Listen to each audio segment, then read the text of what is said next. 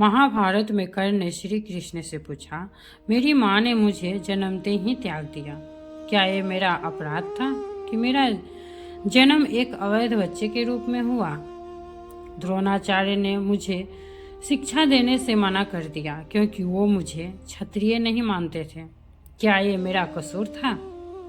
परशुराम जी ने मुझे शिक्षा दी, साथ ये साफ दिया कि मैं अपने विधा भूल जाऊंगा क्योंकि वो मुझे क्षत्रिय समझते थे।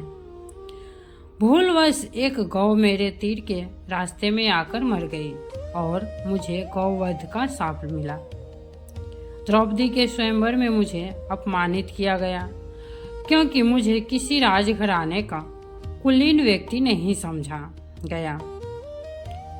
यहाँ तक कि मेरी माता कुंती ने भी मुझे अपना पुत्र होने का सच अपने दूसरे पुत्रों की रक्षा के लिए स्वीकारा। मुझे जो कुछ मिला दुर्योधन की दया स्वरूप मिला, तो क्या ये गलत है कि मैं दुर्योधन के प्रति अपनी वफादारी रखता हूँ? श्री कृष्ण मंद मंद मुस्कुराते हुए बोले, कर्ण, मेरा जन्म जेल में हुआ था। मेरा पैदा होने से पहले मेरी मृत्यु मेरे इंतजार कर रही थी कि जिस रात मेरा जन्म हुआ उसी रात मुझे मेरे माता पिता से अलग होना पड़ा। तुम्हारा बचपन रथों की धमक, घोड़े की हिनहिनाहट और तीर कमानों के साये में गुजरा। मैंने गायों को चराया और गोबर को उठाया। जब मैं चल भी नहीं पाता था तो मेरे ऊपर प्राणघात हमले हुए। कोई सेना नहीं, कोई शिक्षा नहीं, कोई गुरुकुल नहीं, कोई महल नहीं। मेरे मामा ने मुझे अपना सबसे बड़ा शत्रु समझा। जब तुम सब अपनी वीरता के लिए अपने गुरु व समाज से प्रसन्नता पाते थे, उस समय मेरे पास शिक्षा भी नहीं थी। बड़े होने पर मुझे ऋषि संदीपनी के आश्रम में जाने का अवसर मिला। तुम्हें अपनी पसंद की लड़की से विवाह का अवसर मिला। मुझे तो वो भी नहीं मिला जो मेरी आत्मा में बसती थी। मुझे बहुत से विवाह राजनैतिक कारणों से या उन स्त्रियों से करने पड़े जिन्हें मैंने राक्षसों से छुड़ाया था।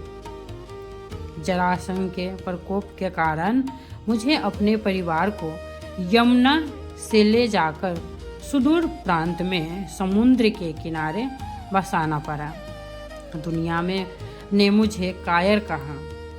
यदि दुर्योधन युद्ध जीत जाता तो विजय का श्रेय तुम्हें भी मिलता, लेकिन धर्मराज के युद्ध जीतने का श्रेय अर्जुन को मिला। मुझे कौरवों ने अपनी हार का उत्तरदायी समझा। हे कर्ण, किसी का भी जीवन चुनौतियों से रहित नहीं होता। सबके जीवन में सब कुछ ठीक नहीं होता। कुछ कमियां अगर दुर्योधन में भी थी तो कुछ युधिष्ठिर में भी थी।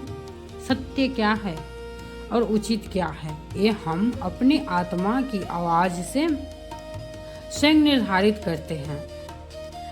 इस बात से कोई फर्क नहीं पड़ता कितनी बार हमारे साथ अन्याय होता है।